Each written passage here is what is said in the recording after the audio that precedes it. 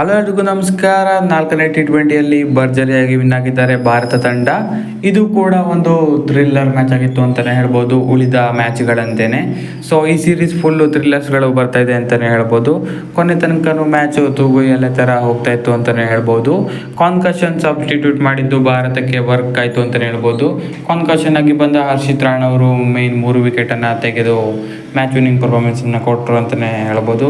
So ಮ್ಯಾಚ್ನಲ್ಲಿ ಏನೇನಾಯಿತು ಅಂತ ಸಣ್ಣದಾಗಿ ನೋಡೋಣ ವಿಡಿಯೋದಲ್ಲಿ. ಅದಕ್ಕೂ ಮೊದಲು ಚಾನಲ್ಗೆ ಸಬ್ಸ್ಕ್ರೈಬ್ ಆಗಿದ್ದರೆ ದಯವಿಟ್ಟು ಸಬ್ಸ್ಕ್ರೈಬ್ ಮಾಡಿ ಸ್ಪೋರ್ಟ್ಸ್ ಅಪ್ಡೇಟನ್ನು ಪಡೆಯಿರಿ. ಬನ್ನಿ ವಿಡಿಯೋನ ಶುರು ಮಾಡೋಣ. ಭಾರತ ಇವತ್ತು ಟಾಸ್ ಸೋತ ಭಾರತ ಬ್ಯಾಟಿಂಗ್ ಇಳಿತಾರೆ.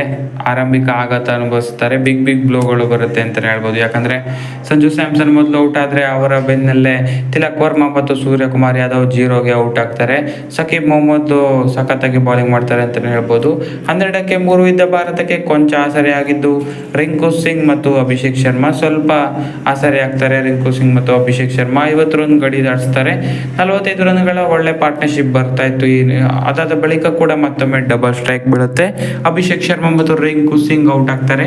ಸೊ 79ಕ್ಕೆ 5 ವಿಕೆಟ್ ಕಳೆದುಕೊಂಡು ಭಾರತ ಸಂಕಷ್ಟದಲ್ಲಿ ಸಿಲುಕಿರುತ್ತೆ. ಸೊ ಮ್ಯಾಚು ಇಂಗ್ಲೆಂಡ್ ಕರೆ ಇತ್ತು ಈ ಹಂತದಲ್ಲಿ. ಅದಾದ ಬಳಿಕ ಬಂತು ಒಂದು match defining partnership Shivam Dube ಮತ್ತು ಹಾರ್ದಿಕ್ ಪಾಂಡ್ಯ ಅವರಿಂದ. ಈ ಇನ್ನಿಂಗ್ಸ್ ಪಾರ್ಟ್ನರ್ಶಿಪ್ಪು ಇಂಡಿಯಾನ ಕಡೆ ತಗೊಂಡೋಯ್ತು ಮ್ಯಾಚನ್ನು. ಮತ್ತೊಮ್ಮೆ ಭರ್ಜರಿಯಾದ ಪಾರ್ಟ್ನರ್ಶಿಪ್, 87 ರನ್ಗಳ ಪಾರ್ಟ್ನರ್ಶಿಪ್ ಬಂತು. ಇದರಲ್ಲಿ ಹಾರ್ದಿಕ್ ಪಾಂಡ್ಯ 50 ರನ್ನನ್ನು ಕಂಪ್ಲೀಟ್ ಮಾಡ್ತಾರೆ.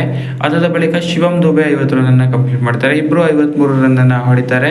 ಸೊ ಇವರ ಜೊತೆ ಆಟದ ನೆರವಿನಿಂದ ಭಾರತ 181 ರನ್ಗಳನ್ನು ಗಳಿಸುತ್ತೆ.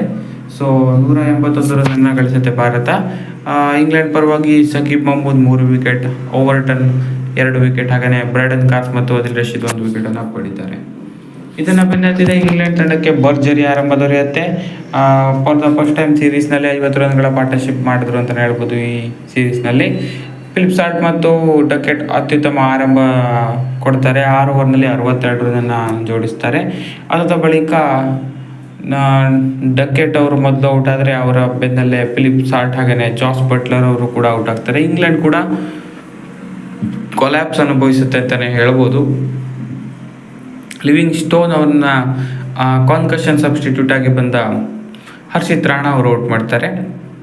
ಇವತ್ತು ಶಿವಮ್ ದುಬೆ ಕೊನೆಯ ಓವರ್ನಲ್ಲಿ ತಲೆಗೆ ಬಾಲ್ ತಗೋದ್ರಿಂದ ಕಾನ್ಕಷನ್ ಸಬ್ಸ್ಟಿಟ್ಯೂಟನ್ನು ತಗೊಂಡಿದ್ರು. ಕಾನ್ಕಷನ್ ಸಬ್ಸ್ಟಿಟ್ಯೂಟ್ ಆಗಿ ಹರ್ಷಿತ್ ರಾಣಾ ಅವರು ಬಂದು ಸ್ಟ್ರೇಟ್ ಅವೇ ಮ್ಯಾಚಲ್ಲಿ ಇಂಪ್ಯಾಕ್ಟ್ ಮಾಡ್ತಾರೆ. ಸ್ಫೋಟಕ ಬ್ಯಾಟ್ಸ್ಮನ್ ಲಿಯಾಮ್ ಲಿವಿಂಗ್ ಸ್ಟೋನ್ ಅವರ ವಿಕೆಟನ್ನು ತೆಗಿತಾರೆ. ಅದಾದ ಬಳಿಕ ಜಾಕೋಬ್ ಬೆಥೆಲ್ ಅವರ ವಿಕೆಟ್ ಕೂಡ ತೆಗಿತಾರೆ ಹರ್ಷಿತ್ ರಾಣಾ ಅವರು. ಸೊ ಒಂದು ಇಂಪ್ಯಾಕ್ಟನ್ನು ಮಾಡ್ತಾರೆ ಅಂತಲೇ ಹೇಳ್ಬೋದು ಮ್ಯಾಚ್ನಲ್ಲಿ ಹರ್ಷಿತ್ ರಾಣಾ ಅವರು. ಸೊ ಇವರ ಸಖತ್ತಾಗಿರೋ ಪರ್ಫಾರ್ಮೆನ್ಸು ಸ್ವಲ್ಪ ಭಾರತದ ಕಡೆ ತಗೊಂಬಂತು ಮತ್ತೊಮ್ಮೆ ಮ್ಯಾಚನ್ನು. ಆದರೆ ಹ್ಯಾರಿ ಬ್ರೂಕ್ ಒಂದು ಕಡೆ ಸಖತ್ತಾಗಿ ಆಡ್ತಾ ಇರ್ತಾರೆ. ಹ್ಯಾರಿ ಬ್ರೂಕ್ ಅವ್ರನ್ನ ವರುಣ್ ಚಕ್ರವರ್ತಿ ಅವರು ಔಟ್ ಮಾಡ್ತಾರೆ. 50 ರನ್ ಗಳಿಸಿ ಔಟ್ ಆಗ್ತಾರೆ. 51 ರನ್ ಗಳಿಸಿ ಔಟ್ ಆಗ್ತಾರೆ ಹ್ಯಾರಿ ಬ್ರೂಕ್ ಅವರು. ಸೊ ಅದಾದ ಬಳಿಕ ಸ್ವಲ್ಪ ಮ್ಯಾಚ್ ಮತ್ತೊಮ್ಮೆ ಭಾರತದ ಕಡೆ ಬರುತ್ತೆ. ಸೊ ಹರ್ಷಿತ್ ರಾಣಾ 3 ವಿಕೆಟ್ ಪಡೆದರೆ ರವಿ ಬಿಷ್ಣೋಯ್ ಅವರು ಕೂಡ 3 ವಿಕೆಟನ್ನು ಪಡಿತಾರೆ. ಅದನ್ನು ಕೂಡ ಮರೆಯೋದಕ್ಕೆ ಆಗೋದಿಲ್ಲ ಖಂಡಿತವಾಗ್ಲೂ. ವರುಣ್ ಚಕ್ರವರ್ತಿ ಕೂಡ ಸಖತ್ತಾಗಿರೋ ಬೌಲಿಂಗ್ ಆಗ್ತಾರೆ. ಒಂದು ಒಳ್ಳೆ ಕಲೆಕ್ಟಿವ್ ಪರ್ಫಾರ್ಮೆನ್ಸ್ ಬಂತು ಇವತ್ತು ಅಂತಲೇ ಹೇಳ್ಬೋದು ಬ್ಯಾಟಿಂಗ್ ಹಾಗೂ ಬೌಲಿಂಗ್ನಲ್ಲಿ. ಸೊ ಕಾನ್ಕಷನ್ ಸಬ್ಸ್ಟಿಟ್ಯೂಟ್ ಆಗಿ ಬಂದ ಹರ್ಷಿತ್ ರಾಣಾ ಅವರು ಕೂಡ ತುಂಬಾ ಇಂಪ್ಯಾಕ್ಟ್ ಮಾಡ್ತಾರೆ ಮ್ಯಾಚ್ನ ಮೇಲೆ ಅಂತಲೇ ಹೇಳ್ಬೋದು. ಸೊ ಒಟ್ಟಿನಲ್ಲಿ ಹೇಳಬೇಕು ಅಂದರೆ ಒಂದೊಳ್ಳೆ ಮ್ಯಾಚ್ ಇತ್ತು. ಭಾರತದ ಕಡೆಗೆ ಬೌಲಿಂಗ್ ಮತ್ತು ಬ್ಯಾಟಿಂಗ್ 2 ಕಡೆ ಇಂದ ಸಖತ್ತಾಗಿರೋ ಪರ್ಫಾರ್ಮೆನ್ಸ್ ಬಂತು. ಇದರೊಂದಿಗೆ ಸೀರೀಸನ್ನು ಕೂಡ ಗೆದ್ದಾಗಿದೆ ಭಾರತ. 3 ಮ್ಯಾಚನ್ನು ಗೆದ್ದಿದ್ದಾರೆ. 5 ಮ್ಯಾಚ್ನಲ್ಲಿ ಇನ್ನೂ ಒಂದು ಮ್ಯಾಚ್ ಬಾಕಿ ಇದೆ.